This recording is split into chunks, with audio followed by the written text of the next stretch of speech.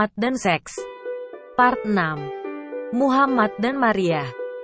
Video ini merupakan bagian ke-6 dari suatu series video yang membahas tentang Muhammad dan seks.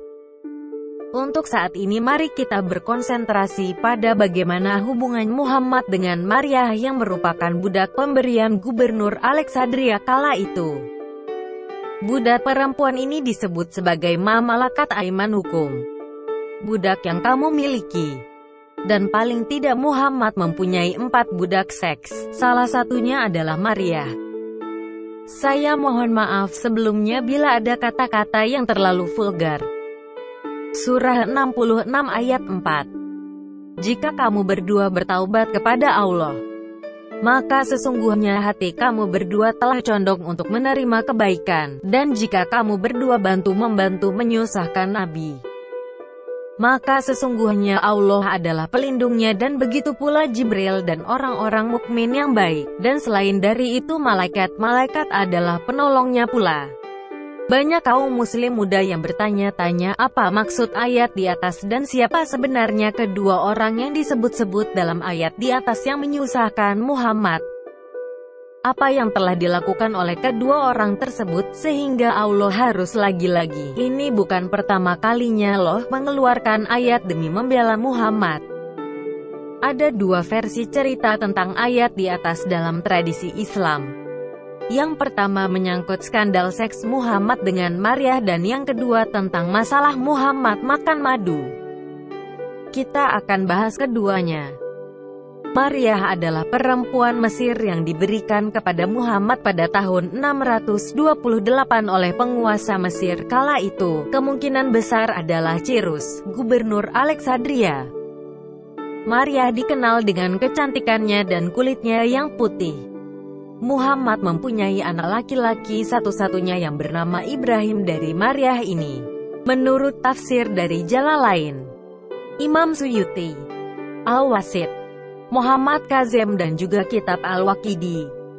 Karena terlalu panjang maka tafsir ini akan saya posting di bagian komentar beserta dengan hadis lainnya. Suatu hari Muhammad mengunjungi Hafsah istrinya anak Umar, dan ketika bertemu dengan Maria, Muhammad mengingininya. Kemudian Muhammad mengirim Hafsah ke ayahnya, Umar, dan mengatakan bahwa Umar ingin bertemu dengan Hafsah. Setelah Hafsah pergi, Muhammad membawa Maria ke ranjang Hafsah dan melakukan hubungan seks dengan Maria. Ketika Hafsah mengetahui bahwa ayahnya ternyata tidak memerlukannya, Hafsah kembali ke rumahnya, dan menemukan alasan mengapa Muhammad ingin dia tidak ada di rumah. Kemudian Hafsah menjadi sedih dan marah. Untuk meredakan amarah Hafsah, maka Muhammad berjanji untuk tidak lagi menyentuh Maria. Ternyata Hafsah tidak berhenti di situ saja, melainkan dia memberitahukan kepada Aisyah istri kesayangan Muhammad tentang apa yang terjadi. Sehingga makin besarlah permasalahan yang ada. Lalu dalam kemarahannya mengetahui rahasia tersebut bocor. Kemudian Muhammad memutuskan untuk menghukum mereka semua dengan tidak akan mengunjungi dan berhubungan seks selama 1 bulan penuh dengan semua istrinya. Hukuman ini merupakan tindakan kedua menurut Islam untuk menghukum istri yang tidak taat kepada suami, surah 4 ayat 34, dan tingkat selanjutnya adalah memukul istri tersebut.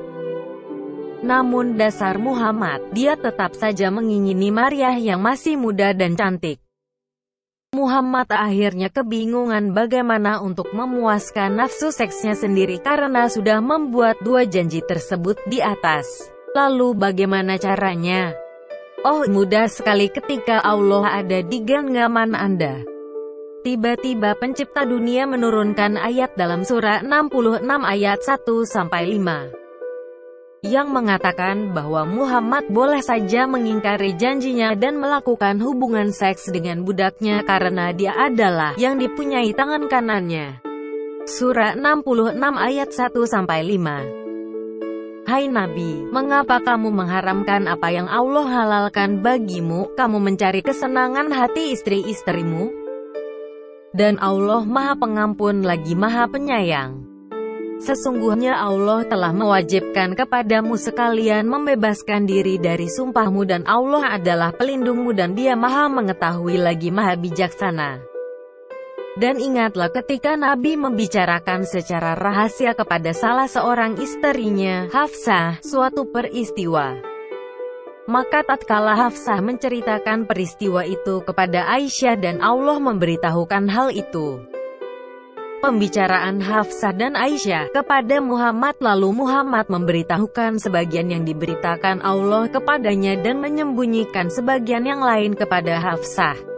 Maka tatkala Muhammad memberitahukan pembicaraan antara Hafsah dan Aisyah, lalu Hafsah bertanya, "Siapakah yang telah memberitahukan hal ini kepadamu?"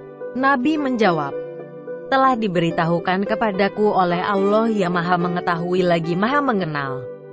Jika kamu berdua bertaubat kepada Allah, maka sesungguhnya hati kamu berdua telah condong untuk menerima kebaikan, dan jika kamu berdua bantu-membantu menyusahkan Nabi, maka sesungguhnya Allah adalah pelindungnya dan begitu pula Jibril dan orang-orang mukmin yang baik, dan selain dari itu malaikat-malaikat adalah penolongnya pula.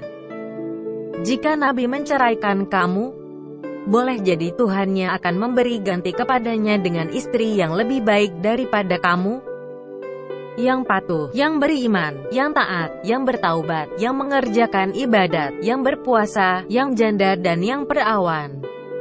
Sebenarnya dengan ayat tersebut di atas, Allah bertindak sebagai germo bagi Muhammad dan marah karena Muhammad menahan diri atas kenikmatan duniawi dan berjanji untuk menjadi baik kepada istri-istrinya. Bahkan Allah mengancam istri Muhammad untuk diceraikan. Dalam ayat tersebut juga Muhammad berbohong ketika dia mengatakan bahwa Allah yang memberitahukan tentang bagaimana Hafsah membocorkan rahasia kepada Aisyah. Padahal jelas-jelas Muhammad mengetahui hal itu dari Aisyah yang marah.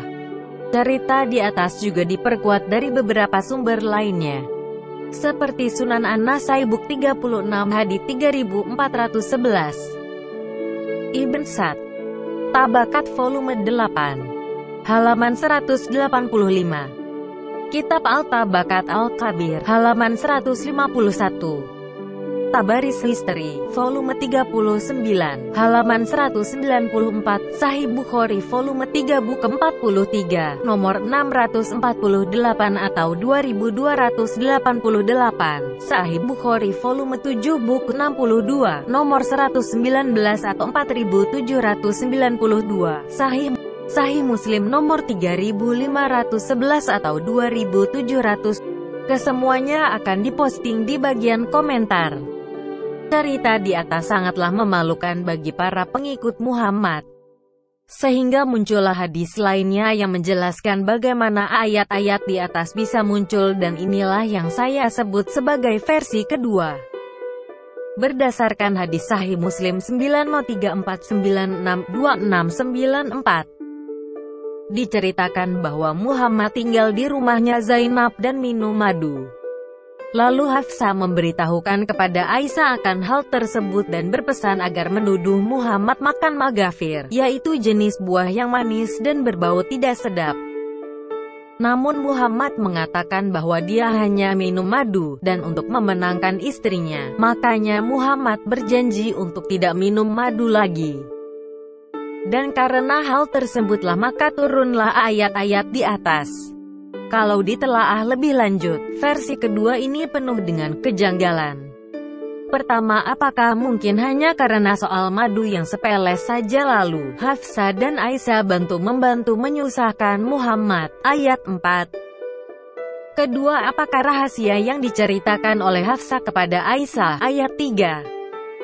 Apakah minum madu di rumah Zainab merupakan suatu rahasia yang sedemikian rupa sehingga membuat suatu masalah besar dan Allah harus turun tangan? Ketiga, apakah karena masalah minum madu ini saja sehingga Muhammad harus bersumpah untuk tidak minum madu lagi? Keempat, bisakah sebuah insiden yang tidak signifikan seperti meminum madu mencetuskan begitu banyak kegaduhan sehingga Allah sendiri harus mengintervensi dengan memberikan peringatan kepada istri-istri Muhammad bahwa ia akan menceraikan mereka semua dan bahwa Allah akan memberikan pada Muhammad istri-istri yang masih perawan dan yang setia. Ayat 5. Sangat tidak masuk akal, kecuali apa yang dimaksudkan dengan madu adalah yang keluar dari antara selangkah gan Maria, seperti apa yang dikatakan dalam Sunan Abu Dawud 12 nomor 2302. Diceritakan oleh Aisyah, ibu kaum mukminin. Nabi ditanya tentang seorang laki-laki yang menceraikan istrinya talak 3 dan istrinya menikah dengan lelaki lain namun masih berhubungan badan. Apakah istrinya tersebut masih sah terhadap bekas suaminya? Nabi menjawab, dia tidak sah untuk suami pertamanya sampai dia merasakan madu dari suaminya yang lain dan suaminya merasakan madu darinya.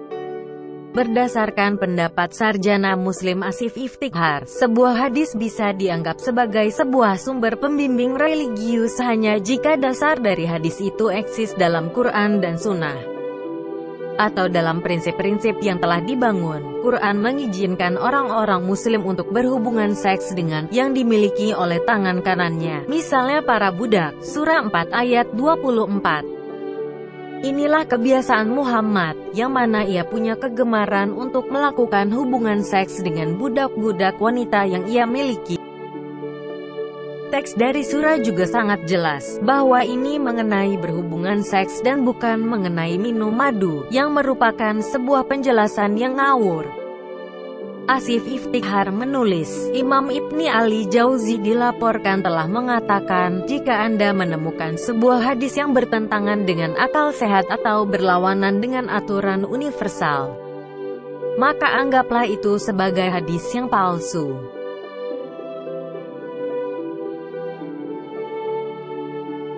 Setelah mengetahui lagi bagaimana kelakuan Muhammad, apakah dia masih pantas disebut sebagai teladan?